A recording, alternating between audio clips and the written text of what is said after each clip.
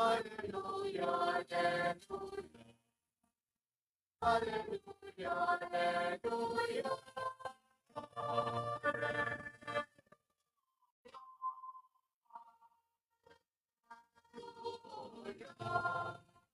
Hallelujah, hallelujah.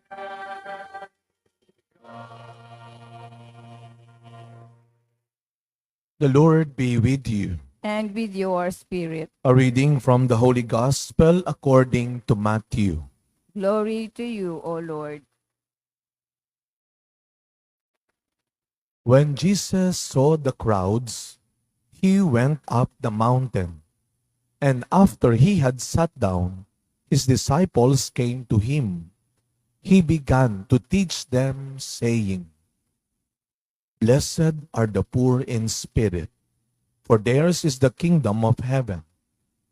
Blessed are they who mourn, for they will be comforted. Blessed are the meek, for they will inherit the land. Blessed are they who hunger and thirst for righteousness, for they will be satisfied. Blessed are the merciful, for they will be shown mercy. Blessed are the clean of heart, for they will see God. Blessed are the peacemakers, for they will be called children of God. Blessed are they who are persecuted for the sake of righteousness, for theirs is the kingdom of heaven. Blessed are you when they insult you and persecute you and utter every kind of evil against you falsely because of me. Rejoice and be glad, for your reward will be great in heaven.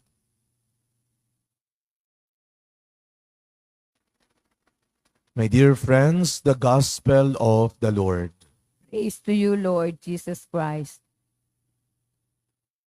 Good morning po sa inyong lahat. Pakibati ho ang katabi natin ng good morning. And today, the fourth Sunday in Ordinary Time, is the first day of the new month. February 1 po ngayon. Unang araw ng bagong buwan. February. Kung sa first month, kung sa nagdaang buwan, may mga mali tayong nagawa, may mga maling nangyari, laging may pangalawang buwan. At laging may mga susunod pang buwan bago nating sabihin, tapos na. So, we are beginning a new month.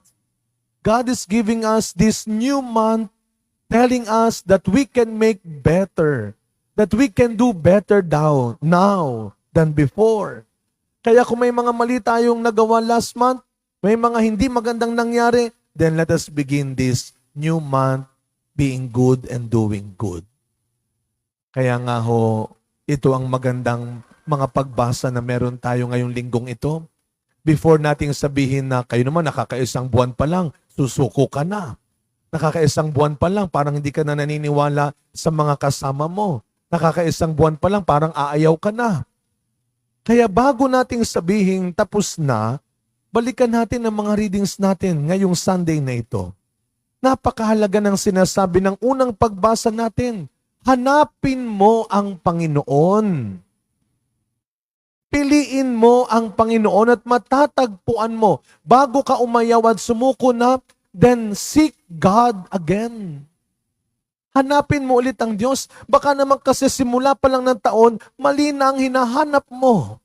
Ang hanap mo kagad yumaman, hanap mo kagad makaisa, hanap mo kagad gumante, hanap mo kagad makalamang.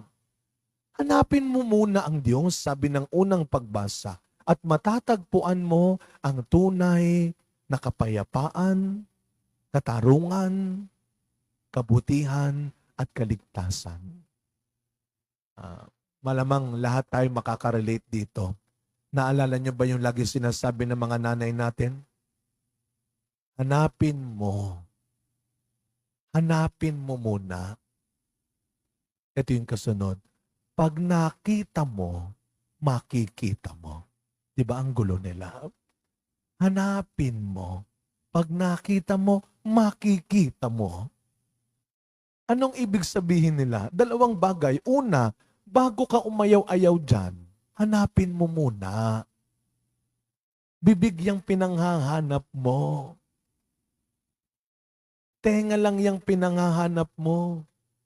Nakikinig ka lang sa binubulong at sinasabi sa iyo ng ibang tao. Ni hindi mo muna tinatry. Hanapin mo muna. At pangalawa, anong ibig sabihin ng nanay mo? Tignan mo kung tama yung lugar na pinaghahanapan mo. Tama ba yung paraan ng paghahanap mo?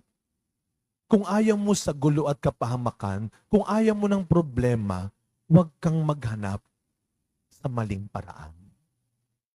Huwag mong hanapin sa maling lugar. At kung sakaling makita mo na, kung sakaling matuklasan mo na mali pala yung paraan ng paghahanap mo, na nasa mali at masamang lugar pala ang ginagawa mo, huwag ka nang gumawa ng dahilan. Kung na-realize mo na, kung pinakita na ng Diyos sa'yo, kung sinabi na ng Diyos sa'yo, kung tinulungan ka na ng Diyos na ma-realize mo na mali pala itong paraan, na nasa mali pala akong lugar, then huwag ka nang magdahilan, mag-alangan. Sabi nga ni San Pablo, sa ating ikalawang pagbasa ngayon, magtiwala ka sa batayan at paraan ng Diyos. Your way is not the way of God.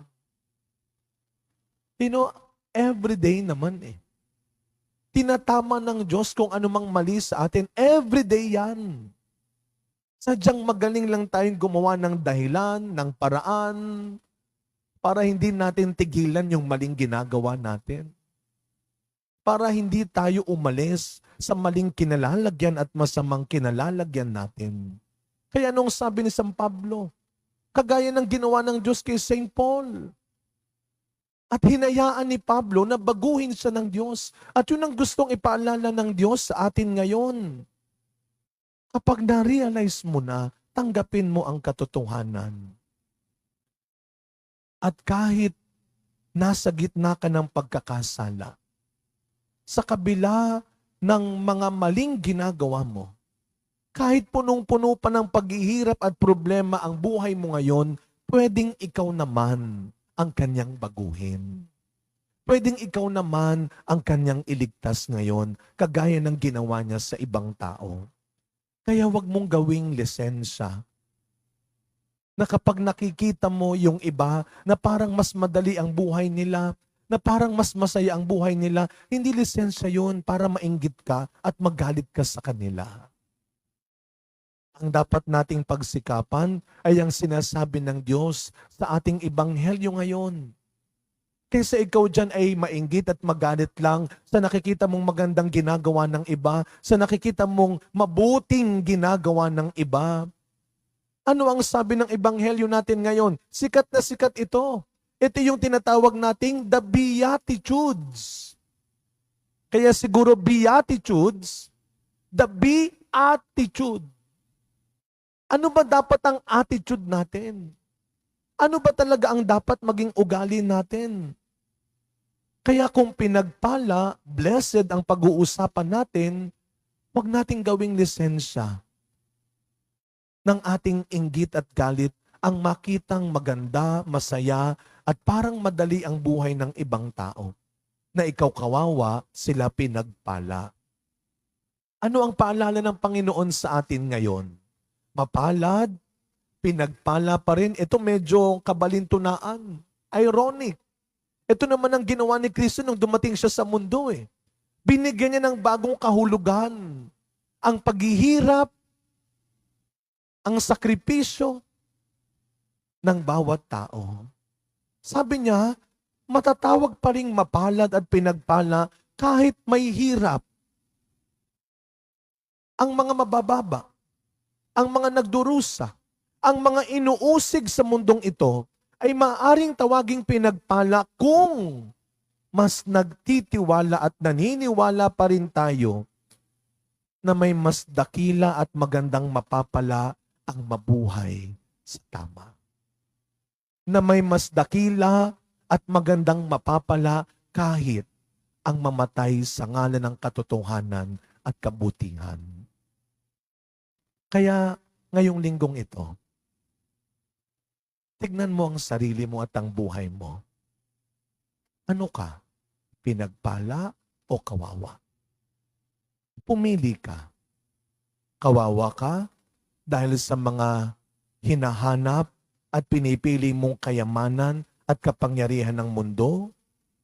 O pinagpala ka dahil kaya mo pa ring maging maligaya at payapa sa pagsasabi ng totoo at paggawa ng mabuti? Kaya sa pagpapatuloy na misa natin mga kapatid, sa pagsisimula ng bagong buwan na ito, uulitin ko, hanapin ulit natin ang Panginoon sa tamang paraan, sa tamang lugar. Nakakaisang buwan pa lang para sabihin mong tapos na, para sabihin mong ayaw mo na. Pwede ulit tayong magsimula na hanapin natin ang mas mabuti at tama. Dahil ang tunay na pinagpala, hindi yung may pinakamarami, hindi yung may pinakamalaki. Sa mata ng Diyos, ang tunay na pinagpala ay yung kaya pa ring gumawa ng mabuti, mabuhay, at kahit mamatay ng mabuti. Amen.